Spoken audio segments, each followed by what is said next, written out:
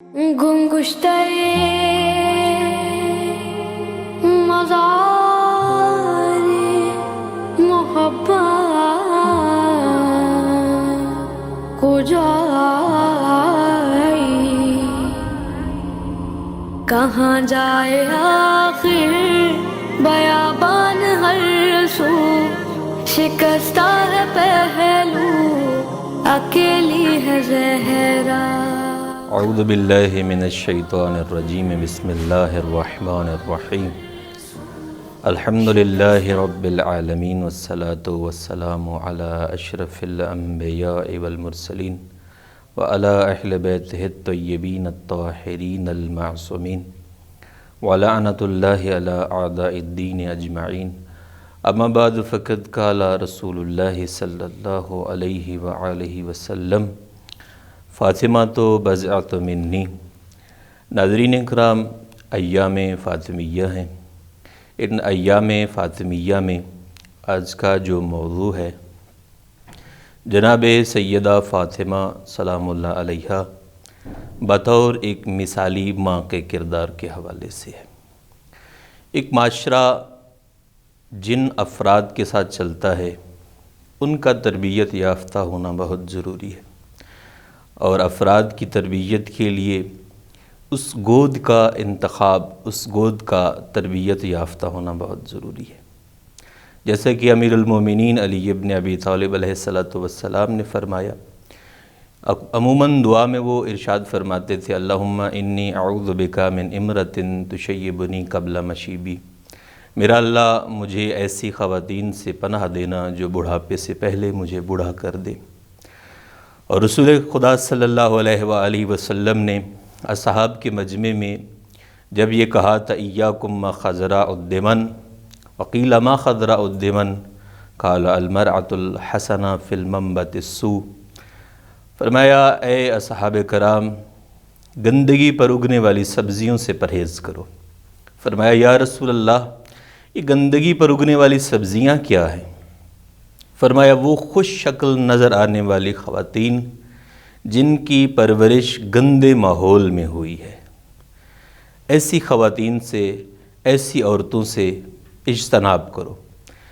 اولاد کی تربیت کا مرحلہ اولاد کی پیدائش کے بعد سے شروع نہیں ہوتا، اولاد کی تربیت کا مرحلہ اس کی ماں کے انتخاب سے شروع ہوتا ہے کہ آپ بچوں کی تربیت کے لیے کیسی ماں کا انتخاب کر رہے ہیں۔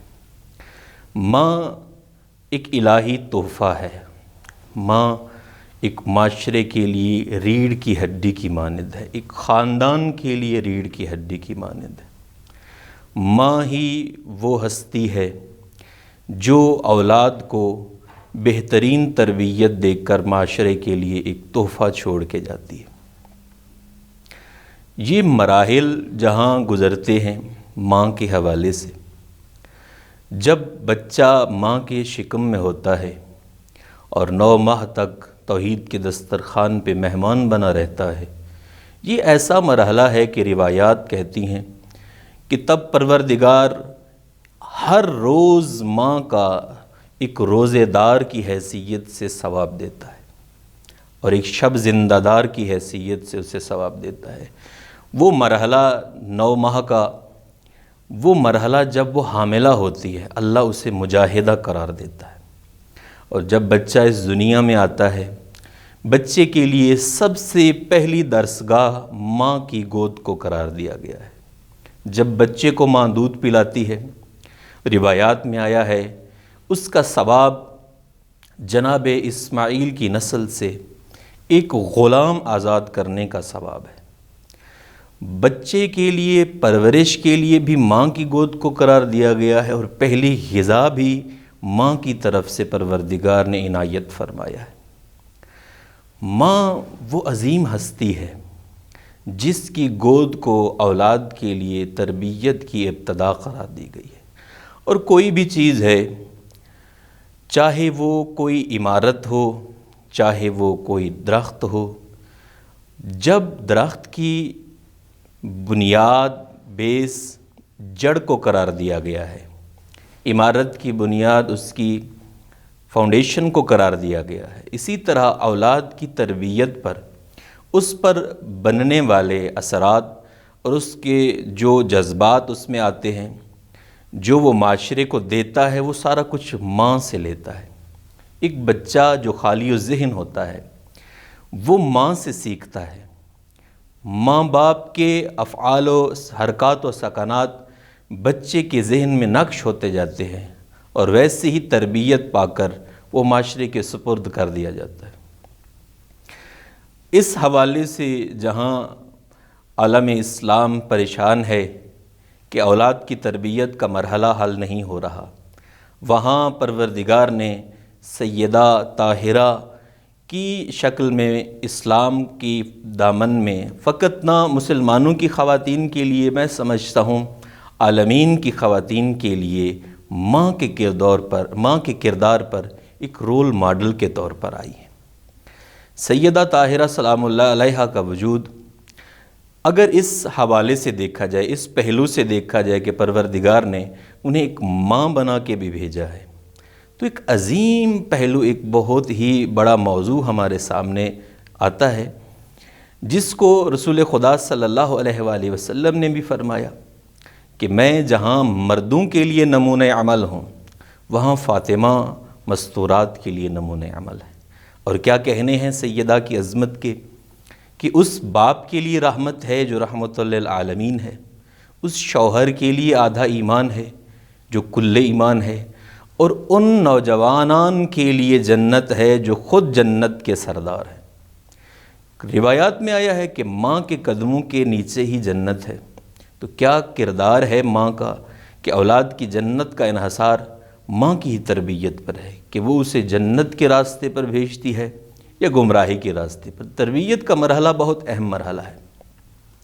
جہاں ہم معاشرے کا معائنہ کرتے ہیں، وہاں ہم دیکھتے ہیں کہ اسلام کی تاریخ میں ہمیں ایک ایسی شخصیت نظر آتی ہے جن کے کردار کو اگر اپنایا جائے تو ایک ماں حقیقتاً ویسی ہی ماں بن سکتی ہے جیسا کہ عالم اسلام کہتا ہے۔ رسول خدا صلی اللہ علیہ وآلہ وسلم نے فرمایا فاطمہ تو بضعۃ منی، فاطمہ میرا ٹکڑا ہے۔ کس حوالے سے مفسرین بہت مزید پہلو اس سے نکالتے ہیں، لیکن جس میں ایک پہلو مجھے نظر آتا ہے وہ یہ ہے کہ وہ بیٹی جسے یہ لقب دیا گیا ہے ام ابیہا، وہ کیسی ماں ہے کہ بیٹی ہونے کے باوجود اسے ایسا لقب دیا گیا ہے۔ تربیت کا مرحلہ ماں کی گود سے، اور بہت ہی اہم یہ حصہ ہے ماں کی گود۔ ماں کی گود سے ہی اگر اولاد کی اچھی تربیت ہوگی تو معاشرے کے جو اتار چڑھاؤ ہیں ان میں بھی ایک اچھا انسان ثابت ہو سکتا ہے۔ جب سیدہ سلام اللہ علیہا کی گود میں پروردگار نے امام حسن کو عطا کیا اور امام حسین اور 2 شہزادیاں، تو جب امام حسن آئے تو بہت ہی پیارے الفاظ سے انہیں لوری دیا کرتی تھی، فرماتی تھیں اشبہ اباقا، اے میرا بیٹا تو بالکل اپنے بابا کی شکل ہے، تو حق کو کبھی نہ چھوڑنا اور کبھی بھی طمع پرستوں کو اپنا دوست نہ بنانا۔ اور تربیت کے کیا کہنے، اسلام نے ہمیں ایک بہت ہی پیارا تربیت کا اصول دیا ہے جس میں 3 حصے قرار دیے گئے ہیں اولاد کے لیے، اور ماؤں کو سیکھنا چاہیے جناب سیدہ کی عظمت کے حوالے سے کہ کیسا خوبصورت پیغام دیا ہے۔ پہلے 7 سال اسے شہزادہ بنا کے رکھیے،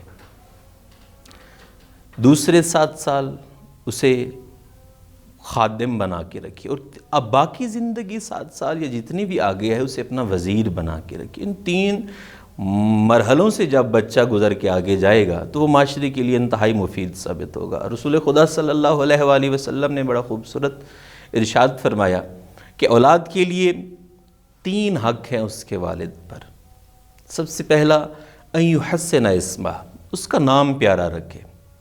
ہم معاشرے میں بعض اوقات ایک امتیازیت کی وجہ سے ایسے نام رکھ دیتے ہیں جو بعض اوقات تاریخ میں کسی یہودی یا کافر کے ہوتے ہیں۔ اور میں یہاں پہ ایک چھوٹا سا واقعہ ناظرین کی خدمت میں عرض کرنے کی کوشش کرتا ہوں، وہ یہ ہے کہ جب امام سجاد علیہ السلام یزید کے دربار میں تھے تو یزید لعین نے پوچھا تھا یہ کون ہے جو بیڑیوں میں جکڑ کے میرے دربار میں لایا گیا؟ تب امام نے خوبصورت تعارف کرایا، کہا میں علی ابن الحسین ہوں، میں حسین کا بیٹا علی ہوں۔ وہ کہتے ہیں میں نے تو سنا ہے علی نامی حسین کا بیٹا کربلا میں مارا گیا ہے۔ امام نے فرمایا وہ میرے بھائی علی اکبر اور علی اصغر تھے، میں علی زین العابدین ہوں۔ یہ تنزن کہتا ہے کیا تیرے باپ کو اور نام نہیں ملے کہ سب کا نام علی رکھ دیا؟ مولا نے فرمایا تیرے جد کی خواہش تھی کہ دنیا سے علی و فاطمہ کا نام ختم ہو جائے، میرے بابا نے ہر بیٹے کا نام علی رکھا ہے، ہر بیٹی کا نام فاطمہ رکھا ہے، ہر بیٹے کا نام علی، ہر بیٹی کا نام فاطمہ۔ ہم امتیازیت کی وجہ سے بعض اوقات ایسے ایسے نام رکھ دیتے ہیں، اور رسول خدا صلی اللہ علیہ وآلہ وسلم نے فرمایا جسے اللہ 3 بیٹے دے اور ان میں سے کسی کا نام میرے نام پر نہ رکھے فقط جفانی، اس نے میرے ساتھ دغا بازی کی ہے، اس نے میرے ساتھ وفا نہیں کی، بے وفائی کی ہے۔ اور حدیث میں آتا ہے کہ جس گھر میں محمد صلی اللہ علیہ وآلہ وسلم، احمد، علی، فاطمہ، حسن، حسین، طالب، جعفر، موسیٰ، مہدی جیسے نام ہوں، اللہ اس گھر سے فقر اور غربت کو دور کر دیتا ہے۔ تو پہلا مرحلہ جو ہے وہ اولاد کے ناموں کے حوالے سے، اور کیا کہنے ہیں سیدہ کی عظمت کے، جو ایسی عظیم ماں ہو تو ناموں کے حوالے سے ان کا کردار بھی پیچھے نہیں ہے۔ جب اللہ نے امام حسن کی صورت میں انہیں ایک نور عطا فرمایا تو امام علی جب گھر واپس آئے اور فرمایا زہرا آپ نے بیٹے کا نام کیا رکھا ہے؟ فرمایا یا رسول اللہ، یا ابن ابی طالب، اے میرے آقا و مولا میں آپ سے سبقت کیسے کر سکتی ہوں، آپ نے نام رکھنا ہے۔ تو امیر المومنین نے فرمایا جب آپ مجھ سے سبقت نہیں کر سکتی تو میں رسول خدا سے سبقت کیسے کر سکتا ہوں؟ جب رسول خدا صلی اللہ علیہ وآلہ وسلم آئے تو پوچھا گیا کہ نام کیا رکھا ہے؟ تو امیر المومنین نے فرمایا کہ ہم آپ سے پہلے سبقت کیسے کر سکتے ہیں؟ تو رسول خدا نے فرمایا جب آپ کا یہ انداز ہے تو میں اللہ سے کیسے سبقت کر سکتا ہوں؟ تب جناب جبریل نازل ہوئے اور فرمایا ان کا نام حسن رکھ دیں، کیونکہ آپ کے نزدیک جناب امیر المومنین کی وہی نسبت ہے جو جناب موسیٰ کے نزدیک حضرت ہارون کی تھی، اور جناب ہارون کے بڑے بیٹے کا نام شبر تھا تو اسی کو عربی میں حسن کہا گیا ہے۔ تو ایسا نام رکھیں جو دین کہتا ہے، جو اسلام کہتا ہے۔ دوسرا مرحلہ حنکوا اولادکم بتربۃ الحسین، اپنی اولاد کو خاک شفا کی گھٹی لگاؤ تاکہ اول روز سے ہی اس کا تعلق کربلا والوں سے جڑ جائے اور خاک خون بن کر اس کے جسم میں ایسا دوڑنا شروع کر دے کہ وہ جو حق کی راہ پر ڈٹے رہے وہ جاذبیت اس کے خون میں آ جائے۔ تیسرا فرمایا ان یعلمہ القرآن، اپنی اولاد کو قرآن کی تعلیم دو۔ ہمارے معاشرے میں جہاں کالج یونیورسٹیز وغیرہ کی تعلیم کی اہمیت ہے وہاں قرآن مظلوم کتاب ہے، اور میں اکثر کہا کرتا ہوں رسول خدا جو 2 چیزیں چھوڑ کے گئے ہیں گراں قدر، ایک اپنے اہل بیت اور ایک قرآن۔ جہاں اہل بیت مظلوم ہے وہاں قرآن بھی مظلوم ہے۔ اہل بیت کی اہمیت و قدر جیسے زمانے نے نہیں جانی ویسے قرآن کی قدر کو بھی زمانے نے نہیں جانا۔ قرآن کی تعلیم دیں، اور بہت سے ایسے اچھے گھرانے ہیں جہاں بچہ بہت اچھی پوسٹ پہ ہے، ڈاکٹر ہے، انجینئر ہے، تو وہ ایک اچھا اسکالر بھی ہے۔ حیرانگی کی بات ہوتی ہے ایک پڑھا لکھا بچہ معاشرے کے لیے بہت مفید ثابت ہوتا ہے، اور یہ ایک ماں کے کردار کی وجہ سے۔ آقائے علامہ طباطبائی ان کی زندگی کے حوالے سے جب دیکھا جائے تو ان کی زندگی کی کامیابی کی ایک وجہ ان کی ماں بھی ہے۔ جب ایک محفل دینی میں دیکھا گیا کہ بچہ جب بولتا ہے تو چھوٹی چھوٹی آیات، چھوٹے چھوٹے قرآن کے الفاظ اپنی زبان پہ جاری کرتا ہے، تو ان کی ماں سے پوچھا گیا کہ یہ کیسا رونما ہوا ہے؟ تو انہوں نے کہا کہ یہ بچہ جب میرے شکم میں تھا تو میں قرآن کی تلاوت کیا کرتی تھی، قرآن کو کثرت سے پڑھا کرتی تھی، اور جب یہ بچہ اس دنیا میں آیا ہے تو میں نے دیکھا کہ جب یہ اسی طلب ہوتی تھی غذا کی، میں اسے غذا دیتی تھی، اور غذا دینے کے بعد میں قرآن مجید چلا کر اس کی کانوں میں ہینڈ فری لگا دیا کرتی تھی۔ تو یہی وجہ ہے کہ کثرت تلاوت کی وجہ سے وہ قرآن کے الفاظ اس کے ذہن میں نقش ہو گئے اور وہی الفاظ اس کی زبان پہ جاری ہوتے ہیں۔